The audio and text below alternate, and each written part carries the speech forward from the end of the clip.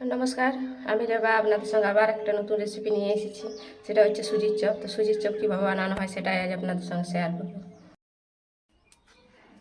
সুজির এই রেসিপিটি বানানোর জন্য নিয়েছি আমি এখানে 1 বাটি সুজি, এখানে কিছুটা ময়দা, কিছুটা চিনি, কিছুটা আলু সিদ্ধ, কিছুটা ধনেপাতা কুচি আর লঙ্কা কুচনো। এখানে আমি কড়াই চাপিয়ে দিয়েছি। কড়াইয়ের মধ্যে আমি এনে 1 বাটি জল দিয়েছি। জলটা গরম হয়ে গেছে। এর মধ্যে আমি কিছুটা লঙ্কা কুচি, কিছুটা ধনেপাতা কুচি ভালোভাবে মিশিয়ে নেব।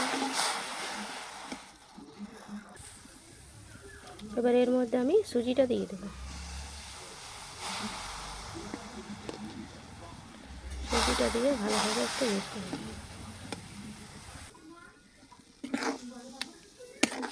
এটাকে ভালোভাবে মিশিয়ে নেব।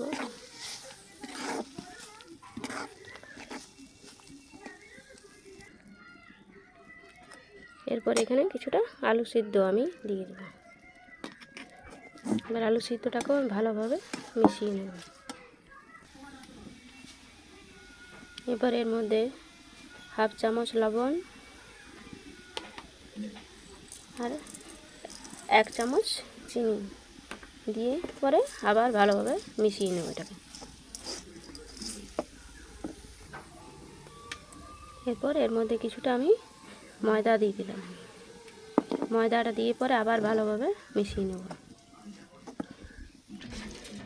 এটা কড়ার থেকে নামিয়ে নিয়েছি। এবার এটাকে আমি ঠান্ডা করে নেব। এটা 10 মিনিট ঠান্ডা হয়েছে। এটা ভালোভাবে ঠান্ডা হয়ে গেছে। এবার এটাকে দেখুন এইভাবে ভালোভাবে করে নিই। এবার এইভাবে ছোটো ছোটো এটা গুছিয়ে কেটে নেব। ওইদিকে কাপড় আছিস, দাঁড়া, পেঁচা পেঁচা হয়ে গেছে, বন্ধ হয়ে গেছে। আমি এইভাবে একটা একটা একটা লই কেটে নেব।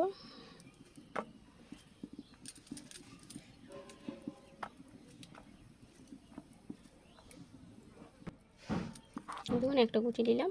এবারে হাতে একটু সামান্য তেল দিয়ে এভাবে নিয়ে নিলাম। নিয়ে এইভাবে একটা হালকা রোল করে দিলাম।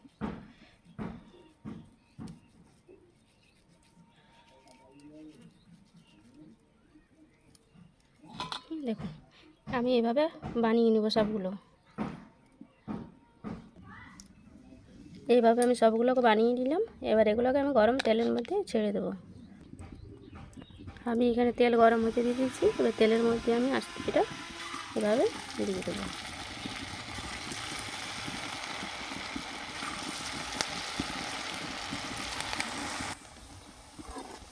দেখুন এইভাবে আমি আস্তে আস্তে একদম মিডিয়াম আঁচে আমি হালকা হালকা করে এটা ভালোভাবে ভেজে নেব।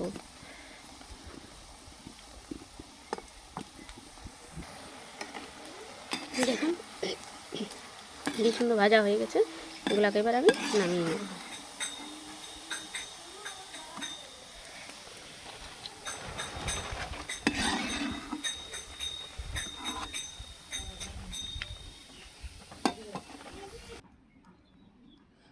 দেখুন এইভাবে তৈরি হয়ে গেল সুজির চপ। তো সুজির চপ এইভাবে বাড়িতে বানিয়ে খাবেন। আর কেমন হয়েছে আমাকে অবশ্যই কমেন্ট করে জানাবেন। দেখুন দেখুন একটা ভেঙে আপনাকে দেখিয়ে দিচ্ছি। দেখুন